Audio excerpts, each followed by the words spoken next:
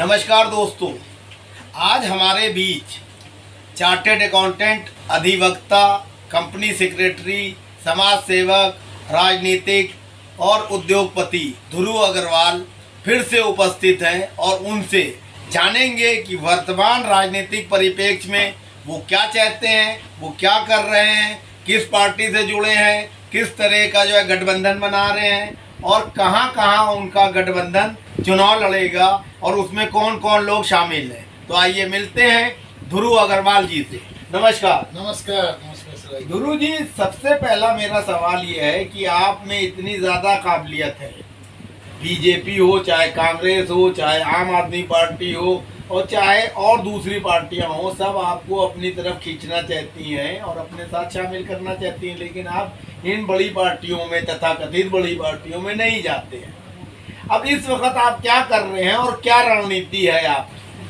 देखिए, 9 तारीख को कल कॉन्स्टिट्यूशन क्लब में हम 3 बजे से 6 बजे तक एक बहुत बड़े राजनीतिक महागठबंधन की घोषणा कर रहे हैं, जिसका नाम है राष्ट्रीय प्रगतिशील महागठबंधन।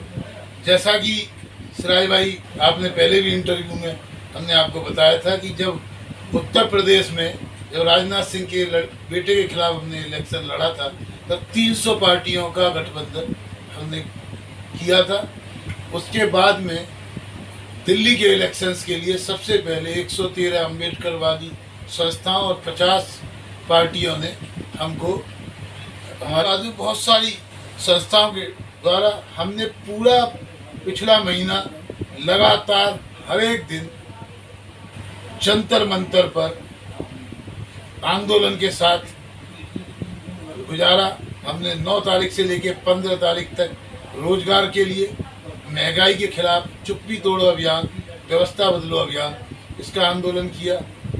कल का क्या एजेंडा है? कल कौन कौन लोग शामिल हो रहे हैं? कल इसके अंदर एक महाराष्ट्र की पार्टी है, भारतीय लोकमत पार्टी। हालांकि उस पार्टी ने last year Bharatiya Janata party के साथ गठबंधन करके इलेक्शन लड़ा था, उसका स्थापना दिवस भी है, क्योंकि वो और उसके साथ में करीब 189 पार्टियां और वो हमारे गठबंधन में साथ आई हैं। तो इसलिए इस पार्टी का स्थापना दिवस भी हम मना रहे हैं। गठबंधन का मेन नेता कौन है और धुरी कहाँ है? देखिए, धुरी तो अभी क्या है, धुरी तो ध्रुव अग्रवाल ही है। कारण क्या है कि कश्मीर से कन्याकुमारी तक यदि सर्वमान्य इस पार्टी के हर एक अध्यक्ष को जानता है कोई व्यक्तिगत रूप से, वो है ध्रुव अग्रवाल। आप अभी किस पार्टी में बिलोंग करते हैं, किसमें आप शामिल हैं? नहीं, मेरी तो एक ही पार्टी रही है आज तक, that is liberal party of India. मैं उसी पार्टी के साथ हूँ, लेकिन गठबंधन के अंदर मैं, क्योंकि पार्टी के अंदर तो मैं एक पार्टी का आप समझिए एक ऐसा अधिकारी हूँ जो पार्टी के प्रति समर्पित हूँ, लेकिन क्योंकि सबको जोड़ना है, इसलिए गठबंधन कई तरह के, भारतीय महागठबंधन, राष्ट्रीय महागठबंधन, एनजीए, ये सब शामिल करके उसको एक विस्तृत रूप लेके 2024 में अपना प्रधानमंत्री, अपना दिल्ली के अंदर मुख्यमंत्री और पूरे देश की हर एक सीट पर लड़ने के लिए ये कल आगाज होगा। इसके लिए हमने हिमाचल के अंदर साध्वी जी को भी चीफ मिनिस्टर घोषित किया। इस तरह करके हम ज़्यादातर हर एक स्टेट के कल कौन कौन से प्रमुख लोग शामिल होंगे इसके अंदर? कल पार्टी के जो लोकमत पार्टी के लोगों के अलावा प्रशांत किशोर, जो कि एक चुनाव रणनीतिकार हैं, एक कुमार विश्वास, जो कि एक बहुत बड़े कवि हैं और राजनीतिक भी रहे हैं, वो भी हमारे साथ मैं इन दोनों पे एक सवाल करना चाहूंगा। प्रशांत किशोर जो है थाली के बैगन है, प्रशांत किशोर जो है रणनीति बनाते हैं। एसी रूम में रणनीति बनाना और धरातल पे राजनीति करना, दोनों में फर्क होता है। क्या ध्रुव अग्रवाल और उनके साथी इतने नकारा हैं कि प्रशांत किशोर जैसे और ये जो आपका कुमार विश्वास जैसे कवि जो कविता कर करके जो है राजनीति करते हैं, कभी नरेंद्र मोदी का महिमा मंडन करते हैं तो कभी केजरीवाल की गोदी में बैठते हैं, इनको शामिल करके आप गठबंधन को क्या रूप देंगे और कहाँ ले जाएंगे?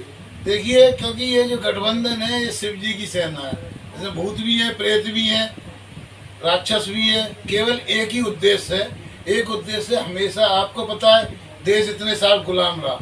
क्योंकि अच्छा, भूत कौन है, प्रेत कौन है, राक्षस कौन है, वो नाम बता दीजिए। देखिए, भूत प्रेत राक्षस ये अलग अलग लोग अलग अलग तरीके से कौन, आप किसको क्या भूत कहेंगे, किसको प्रेत कहेंगे, किसको राक्षस कहेंगे और किसको देवता कहेंगे? मैं तो सभी को देवता कहता हूँ, क्योंकि मेरी जो वो है कि हर इंसान के हृदय में दैत्य भी है और मानव भी है। तो इसका ये मतलब है कि जिनमें दैत्य है उसको आप मानवतावादी बनाएंगे? उनका मानवतावादी नहीं बनाना है। हाँ। उनके अंदर कहीं ना कहीं जो मानव छिपा हुआ है उस मानव को अपने लिए यूज करना है। तो उस दैत्य को कैसे जो है आप दफन करेंगे? दैत्य को दफन करने की जरूरत नहीं है, हमको अपनी वीकनेस पता है, लेकिन हम अपनी स्ट्रेंथ पे काम करेंगे। मीडिया ने प्रशांत किशोर और कुमार विश्वास को बहुत महिमा मंडित करके हाईलाइट किया है, पूरे विश्व में इन लोगों का नाम है।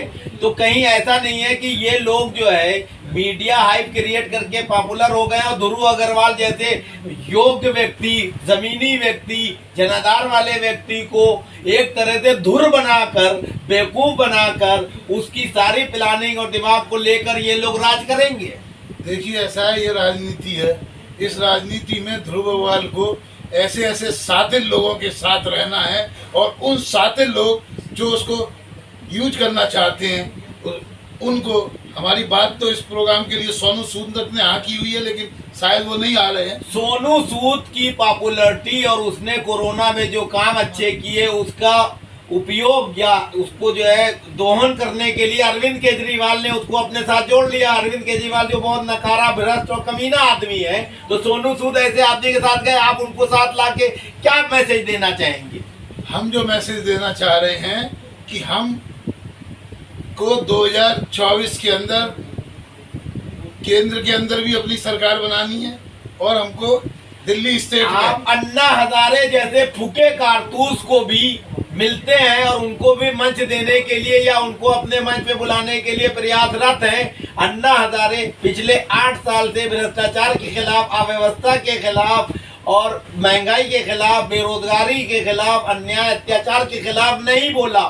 ऐसा कुंभकर्ण नींद में सोने वाला व्यक्ति आपके साथ आएगा तो क्या आपके आंदोलन को खराब नहीं करेगा? देखिए, ध्रुव अग्रवाल अपने पे दृढ़ विश्वास से चलता है। वो जो लोग सारी दुनिया को उनको चलाने की ताकत रखता है, उसको जो है कोई भी सबको जो आने का जो पर्पज है वो पर्पज केवल ध्रुव अग्रवाल को अपनी शक्ति दिखाना है, अपने अंडर लाना है। ये भारतीय जनता पार्टी को शिकस्त देने में शरद पवार, नीतीश कुमार, ममता और स्टालिन बड़े बड़े कम्युनिस्ट नेता फेल हो गए हैं। तो ये आप नया गठबंधन जिसमें नए नए रंग रूट हैं उनको लेकर आप भारतीय जनता पार्टी जैसी मजबूत पार्टी को कैसे सत्ता से बेदखल करेंगे वो बताएं। पहले तो आपको ये बता दूं, भारतीय जनता पार्टी कोई मजबूत पार्टी नहीं है, वो एक कांग्रेस युक्त पार्टी है जो कहती थी कांग्रेस मुक्त भारत करेंगे। अब कांग्रेस युक्त भारतीय जनता पार्टी है। सारे कांग्रेसी नेता, चाहे गुलाम नबी आजाद हो, कपिल सिब्बल हो और जो ज्योतिरादित्य सिंधिया हो या रीता बहुगुणा हो, सब वो जो पार्टी है, चाहे पीपी चौधरी हो, ये जो भाजपा है ये भाजपा नहीं है, ये कांग्रेस युक्त भाजपा है। केवल एक राहुल को छोड़ के बाकी जो कांग्रेसी नेता है, तो भाजपा राहुल नकारा था इसलिए सब छोड़ के चले गए सशक्त मोदी जी के साथ। इस पर क्या कहेंगे? मैंने मोदी सशक्त नहीं है। 80% आज इस भारत पे नॉन भाजपा सरकार है। यदि आप कहेंगे चारों महानगर पे यदि आपने कुछ हेरफेर करके अभी बॉम्बे पे कुछ दिन पहले कब्जा किया है, नहीं तो दिल्ली, बॉम्बे, कलकत्ता, मद्रास जो मेन शहरी क्षेत्र होते थे, कभी भाजपा अभी तक भी नहीं है। और बहुत सारे राज्यों में अगर आप देखेंगे 11 तारीख को एक एनसीपी भी पार्टी वो कर रही है, उसके अंदर भी मैं पार्टी लाइनों से हटके गठबंधन को बात कर रहे हैं, उस पार्टी के अंदर भी संयोजक के रूप में ध्रुव अग्रवाल तालकटोरा आप प्रोग्राम शरद कर रहे हैं। पवार आपसे मिले, आप शरद पवार से मिले, आप उनके भी करीब हैं, आप ममता से भी मिलते हैं, आप सबसे मिलते हैं, लेकिन आपको ये लोग तवज्जो नहीं देते हैं, ऐसा क्यों? देखिए तवज्जो हमें हर पार्टी हमको बुला रही है, तवज्जो हम उनको नहीं देते हैं। हम अपनी पार्टी छोड़ के ना एनसीपी में जाने को तैयार, ना हम कांग्रेस में जाने को तैयार, और ना हम इस पार्टी में जिसका हम कल 9 तारीख को स्थापना दिवस मना रहे हैं, नागपुर की पार्टी है और काफ़ी बड़ी पार्टी है, लेकिन उसके बावजूद ना हम उसको जोड़ने को तैयार, क्योंकि हम सबकी मदद कर रहे हैं, क्योंकि हमारा इस समय उद्देश्य केवल एक ही है, दिल्ली के अंदर केजरीवाल को भगाना। देश की जनता कहती है कि प्रधानमंत्री नरेंद्र मोदी के नेतृत्व में हमारा राष्ट्र उन्नति की ओर बढ़ रहा है और पूरी तरह से सुरक्षित है, और इसको जो है हिंदुत्व की परिकल्पना पे चलाया जाएगा। राम राज की स्थापना मोदी जी ही कर सकते हैं, और सब तो भ्रष्ट बेईमान नकारा लोग हैं और अवसरवादियों का एक तरह से गठबंधन बनाते हैं। इस पर क्या कहेंगे? देखिए ये जनता थोड़ी कह रही है, ये 22 से 28% वोट मिल रहे हैं, तो जनता तो 100% है। जो 28% वोट है वो भी, उस पर भी ईपीएम का चार्ज लगता है, उसमें भी 42 से लेके 45 पार्टियों का गठबंधन है, जो उसी के खिलाफ लड़के आए हुए होते हैं, बाद में पार्टियों के साथ हो जाते हैं। आप ये नहीं समझते हैं कि भारतीय जनता पार्टी को हराने के लिए विपक्ष मजबूती से एकजुट नहीं हुआ है, विपक्ष पूरी तरह से नकारा साबित हो रहा है, इसलिए भारतीय जनता पार्टी मजबूत हो रही है? देखिए ये जो हमारा जो गठबंधन है, ये गठबंधन हम लोगों का जो गठबंधन है, ये गठबंधन पॉजिटिव गठबंधन है, सकारात्मक है। हमारा यदि आप पोस्टर देखेंगे, उस पोस्टर पे महात्मा गांधी का भी फोटो है, इंदिरा गांधी का भी फोटो है। फोटो लगाने से राजनीति होगी ध्रुव भाई? फिर राजनीति का कोई दूसरा तरीका बता दिए। राजनीति प्रतीकों से चलती है, राजनीति हम किसको मान दे रहे हैं, तो किसके श्री राम जी से बड़ा प्रतीक तो कोई हो नहीं सकता, तो उनके पास तो सबसे बड़ा प्रतीक है भगवान का। देखिए भगवान का राम से प्रतीक हो सकता है, लेकिन राजनीति में मैं भगवान श्री कृष्ण से बड़ा किसी को नहीं मानता। तो कृष्ण भी उनके साथ है, मथुरा में बैठे हैं। तो जो कृष्ण है, भोले भी उनके साथ है, काशी में बैठे हैं। किनके साथ है? बीजेपी वालों के साथ है। यानी बीजेपी वालों के साथ नहीं है। यदि आपने कृष्ण में अपने आप को कृष्ण घोषित किया हुआ है, नहीं, आपको कृष्ण घोषित करने से क्या होता? मथुरा का विकास योगी जी कर रहे हैं, अयोध्या का विकास योगी जी कर रहे हैं, बनारस का विकास योगी जी कर रहे हैं। तो हिंदुत्ववादी सोच रखने वाले हिंदू भाई बहन और मतदाता तो बीजेपी के साथ हैं। अरे साहब ऐसा है, ये किस वजह से आप कह सकते हो मथुरा का विकास वो कर रहे हैं? मथुरा का विकास ध्रुव अग्रवाल कर रहा है। ध्रुव घाट बनाया, उनने उड़ाया। ध्रुव घाट बनाया, सारा नदी यमुना का आप ईडी से और सीबीआई से नहीं डरते हैं? आपने बहुत विदेशों में आपने बहुत भ्रमण किया है। अगर भारतीय जनता पार्टी ईडी और सीबीआई और पुलिस प्रशासन आपके पीछे लगाए तो क्या करोगे? तो ईडी तो लगाएगी, इनकम टैक्स लगाएगी। क्या लगाए नहीं है? मेरे पे तो क्रिमिनल केसेस भी लगा दिए। कितने करोड़ रुपए हैं? किस पे? कितने करोड़ रुपए हैं आपके पास? मेरे पास करोड़ों का, मैं तो पैदाइशी करोड़पति हूँ, पैदाइशी अरबपति हूँ।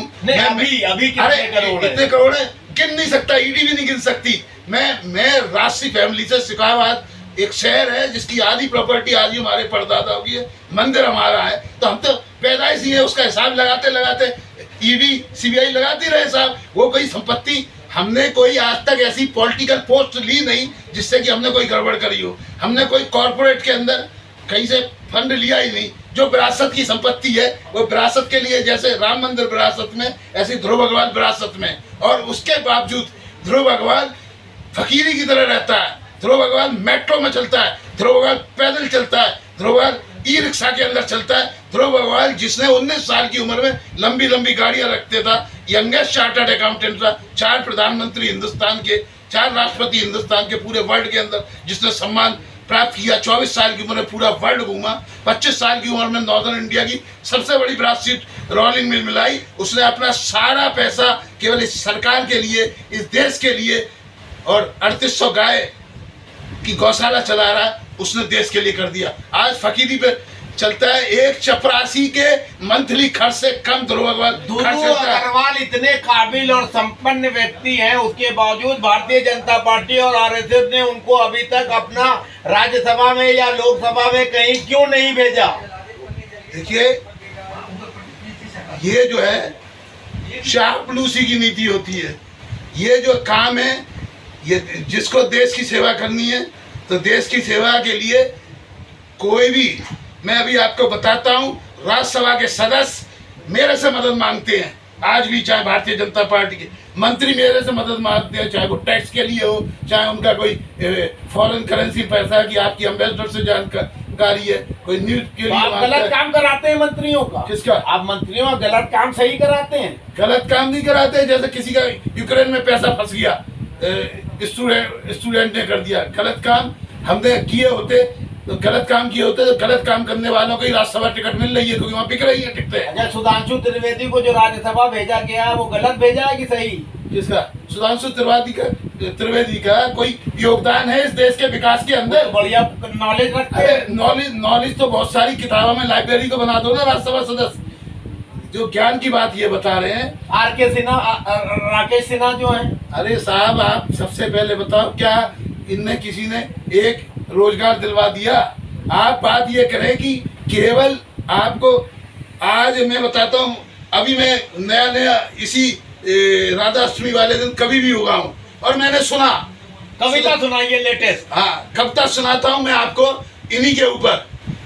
क्या हुआ कि अभी मैं चार्टर्ड अकाउंटेंट था, मैं चला गया एक आरआरसी करी, मतलब सारे चार्टर्ड अकाउंटेंट की कॉन्फ्रेंस, तो जिम कॉर्बेट में। तो जिम कॉर्बेट के अंदर सबने कहा कि यहाँ तो बड़े जंगली जानवर दिखाने लाए थे, कहाँ गए? मैंने कहा जंगली जानवर तो यहाँ होते थे, लेकिन सब पहुँच गए पार्लियामेंट में, सब पहुँच गए संसद में। इतने में नीचे खाई में दिखाई दिया मुझे एक सर्प। मैंने पूछा, हे सर्प, अब कविता पे आइए, सुनिए आप, हे सर्प ये बता तू इतना नीचे क्यों बैठा है? बोले, तो उसने क्या जवाब दिया, इस संसार में ये जो नीचे लोग हैं वही ऊपर पहुंचते हैं, ऊंचे लोग कभी ऊपर नहीं पहुंचते। ये जितना जो नीच होगा वो उतना ऊपर पहुंचेगा, ये बोल रहा है सर्प। तो आप ऊपर पहुंचने के लिए नीच प्रवृत्ति में कब शामिल हो रहे हैं? देखिए, हमको तो, हम उस सर्प की बात बता रहे हैं, लेकिन ये नहीं कि हम सर्प वाली प्रवृत्ति पे आ जाएंगे। लेकिन उस सर्प से सुनिए, फिर मैंने पूछा, ये सर्प ये बता, तू तो कभी गया नहीं सर, तू तो कभी गया नहीं सर, फिर कहाँ से आया इतना जहर? तू तो कभी गया नहीं शहर, फिर कहाँ से आया इतना जहर? तू तो कभी नहीं है हंसता, फिर कैसे लोगों को डसता? तू तो नहीं है मुस्कुराता, फिर कैसे लोगों को फंसाता? कहता है आते हैं शहर से सैलानी बहुत, इनके काले दिलों में भर देता हूँ उजाला, इसलिए मैं हो गया हूँ काला। और उसे इस शहरी व्यवस्था पे, इस अश्लील व्यवस्था पे वो चोट की, इसके लिए हमने जंतर मंतर पे अश्लील सामग्री के खिलाफ आंदोलन किया, धरना किया। चलिए अश्लील पे आ जाइए। भारतीय संस्कृति का महिमा मंडन करने वाले भारतीय जनता पार्टी की सरकार है, उसके बावजूद वीडियो जो है अश्लील चल रहे हैं यूट्यूब, व्हाट्सएप, फेसबुक, इंस्टाग्राम, सब जगह। और यूट्यूब चैनल का मिसयूज करके लोग एक दूसरे को अपमानित भी कर रहे हैं। इसको किस नजरिए से देखते हैं? इसके विरोध, इसका हम विरोध करते हैं, इसीलिए हमने आंदोलन किया। और इस दोनों सरकारों को, जो शराब बेच के व्यवसाय से बहुत बता रही है सरकार कि ये हमारा खर्चा नहीं चलता, यदि हम शराब ना करें, हम व्यवसाय ना करें तो खर्चा नहीं चलता। उसी तरह ये Bharatiya Janata party constitution club में 1 तारीख से शराब पोसनी शुरू कर दी कि एमपीओं को शराब देंगे, और उसके एडवर्टीजमेंट लगे हुए हैं। ये है कॉन्स्टिट्यूशन क्लब, जिसको कहते हैं एमपी क्लब। तो क्या है, चाहे वो सरकारें हैं, सरकारें खुद कह रही हैं कि हम शराब बेच के या व्यवसाय के बिना पैसा नहीं कमा सकते, तो युवा क्या समझेगा? ये है, ये इस सांस्कृतिक गिरावट के कारण भी हम इन सरकारों का तो आप इस बारे में मोहन भागवत जी से मिले? नहीं, मोहन भागवत जी से हम क्यों मिल रहे हैं? हम तो मिल रहे हैं आप मीडिया के थ्रू, हम जा रहे हैं। मोहन भागवत जी क्या करेगा? मोहन भागवत जी है, मोहन भागवत जी से क्या करना है हमको जो करना है हम करते हैं। और उनका उन्होंने नाम रख दिया। हम मिले, BL संतोष से मिले, हम आलोक जी से मिले। हमारी जो भागवत जी है, हम वैदिक जी के साथ थे, और साथ में मोहन भागवत जी थे। मैं इस कुर्सी पे बैठा हूँ, लेकिन मोहन भागवत ने हमसे बात ही नहीं की। उसको करते हुए वैदिक जी बोले मैं बात करता हूँ। तो वैदिक जी तो दलाल है बहुत बड़े। अरे साहब, तो वही तो बता रहा हूँ, जब वो दलाल मेरे से बात करना नहीं चाह रहे मोहन भागवत जी, और वैदिक से बात करना चाह रहे हैं, जब हम तो साथ गए। तो आप वैदिक जी के साथ क्यों गए थे मोहन भागवत के पास? अरे साहब, वहाँ पे जब मैं यहाँ पे एंटर हुआ हूँ तो ये भी बैठे हैं, ये भी एंटर करे, तो ये थोड़ी मैं उनके साथ गया था। मेरा ऊपर प्रोग्राम चल रहा था, मैं नीचे पता लगा कि उनकी मोहन भागवत जी तो अच्छे आदमी हैं, आपको मिलना चाहिए उनसे। अरे अच्छे आदमी जब कोई मिलेगा तब मिलूंगा ना। अभी आप हो सिराज भाई, यदि आप नहीं बुलाते कि मैं जबरदस्ती यहाँ पे आके इंटरव्यू के लिए करता, मैं आता कि मैं मिलना चाहता हूँ। मिलने के बाद में अगर मोहन भागवत जी कहते, वो तो देश को इतना आगे ले जाने की बात करते हैं, आप जैसे योग्य आदमी से क्यों नहीं मिलेंगे? अरे साहब नहीं मिले ना, आपको फोटो दिखाता हूँ, मैं यहाँ बैठा हूँ, वो वहाँ बैठे हैं, एक ही कमरे में इतनी में, लेकिन बात नहीं करना चाहते। और शरद पवार तो आपको बगल में बिठाते हैं। भाई शरद पवार भी बैठाते हैं, क्योंकि शरद पवार भी क्योंकि सत्ता चाहते हैं, वो भी चाहते हैं कि एक संगठन हो। क्या होता है, पावर करप्ट आज उनकी चल रही है आरएसएस की, वो चाहते हैं हम किसी की परवाह नहीं करते। परवाह इसलिए उन्होंने नाम रख रखा है मेरा आज की डेट में, आरएसएस कह रहा है ध्रुव अग्रवाल मीन्स कार्यक्रम जीवी, उन्होंने मेरा नाम रख दिया कार्यक्रम जीवी। अभी क्या हुआ, गोविंदाचार्य जी के यहाँ गए तो उन्होंने कहा हमने एक प्रोग्राम शुरू किया नारी संदेश, और सारी नारियों के साथ नेता हो, तो मैंने कहा तुम नारी संदेश का ही मेरे को चेयरमैन बना दीजिए। तो बात ये है, वो केवल चाहते तो हैं, वो आपको यूज करते हैं, सब लोग यूज करना चाहते हैं, मैं यूज होता नहीं हूँ, इसलिए मेरे को पद नहीं मिलते।